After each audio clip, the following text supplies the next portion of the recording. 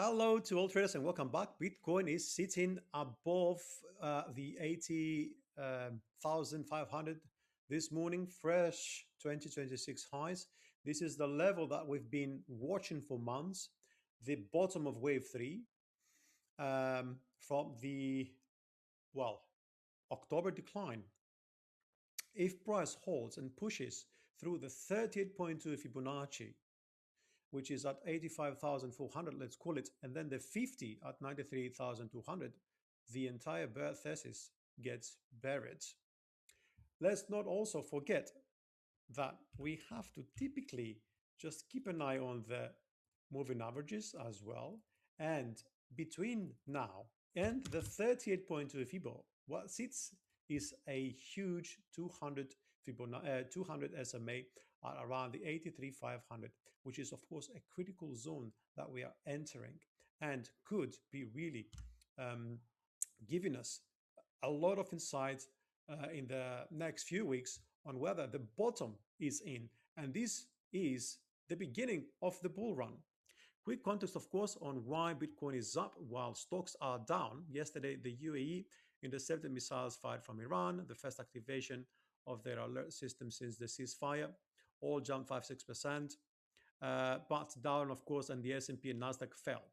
Risk assets actually sold off. So why is Bitcoin holding? It's because there is some sort of decoupling currently. This is what we see. Yeah. April spot ETFs inflows hit 2.44 billion, and that has been the strongest month since last October. And now there is some sort of divergence between equities and Bitcoin.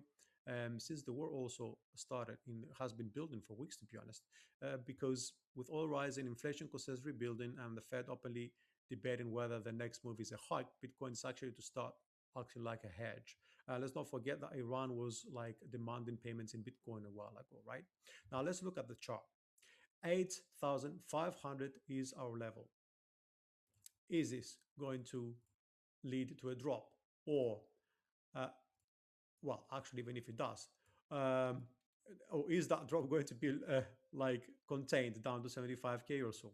Or is like a initial triggering of this resistance to coming off a support, because typically what happens is that we see a breakout, then a flip to support, and then continuation to the upside. We're going to find out, I think, quite soon.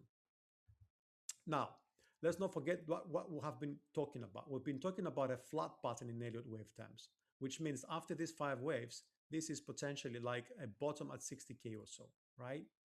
Here's the interesting thing now, you know that if we do break that level, of course, we're going to go 38 and then the 50. The 50 is the level where everything flips, because we're talking about a long-term move to the downside.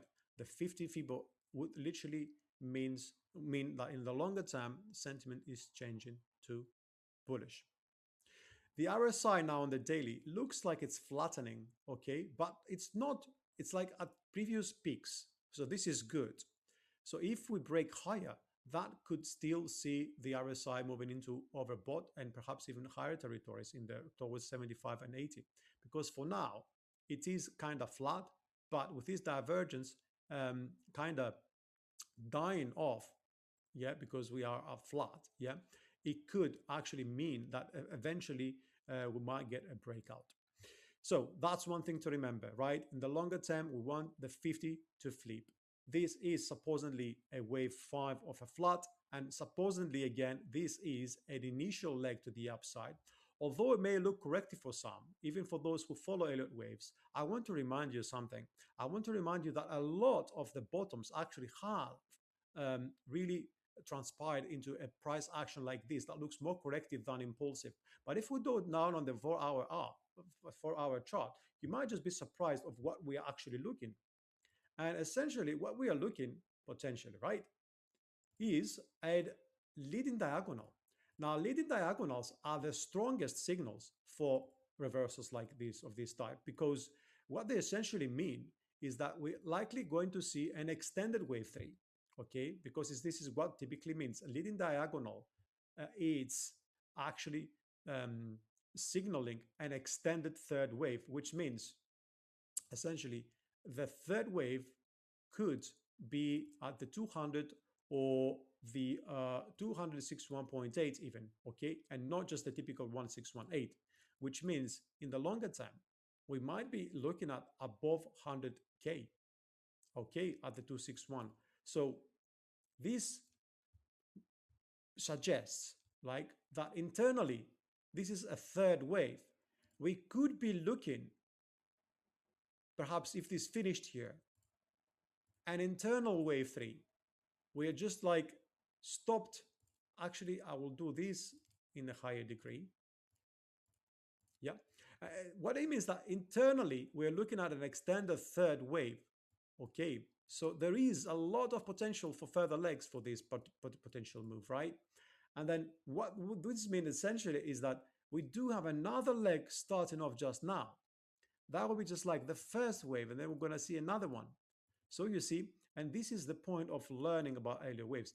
We could be looking at this moving all the way up to 91, 97, 101, 107, and you understand how that goes. Now, let's be a bit more realistic as well. Let's not forget that equally, this could be an ABC correction. What this would mean that we have to look at the 100 Fibonacci extension. This brings us to 81,160, which is pretty much where we came and stopped.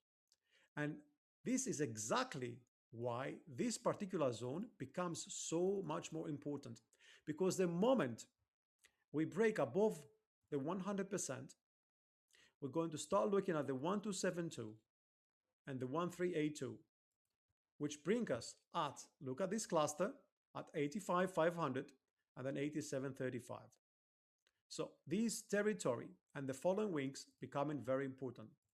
Meanwhile, on the downside, we really have to pay attention to 73,800 in case we start flipping to the downside, right? If we do, it doesn't necessarily mean actually that we are done. And I will tell you something. For this, we need to go even in lower territories. Because if we look at this within its own trend terms, the base channel comes at the lower end, comes to around the 70K.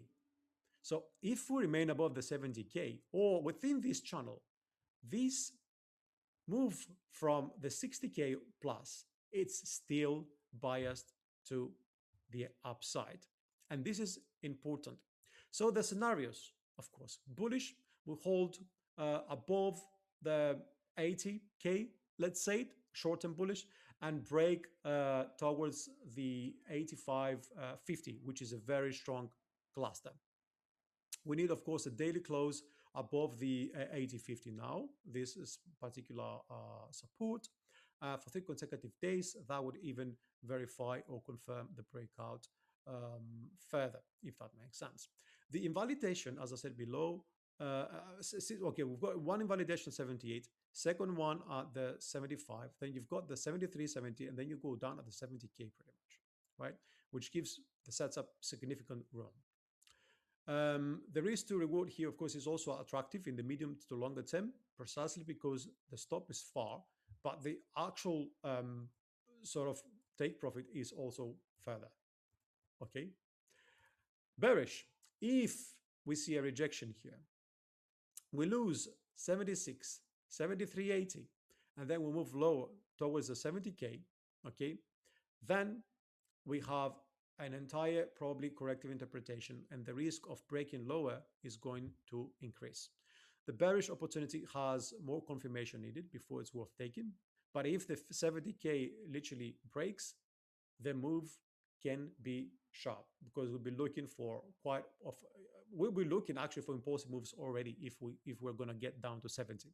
So the divergence on the RSI, as again, is the warning that should not be ignored. Let's not forget on the daily. I will just go back to remind you. Okay, we still have a bit of room to the upside, but it's capped. And combined with channel resistance and the wave 3 flip level, this is the most important test for Bitcoin in 2026 so far. I repeat, pullbacks can be expected at this particular territory, but the idea still here is that the 80.50 is the trigger. Initially, it might be the trigger for short-term bearish action, but eventually for a move to the upside as confirmations would keep occurring. So watch the daily close, not the week, and I will see you in the next one.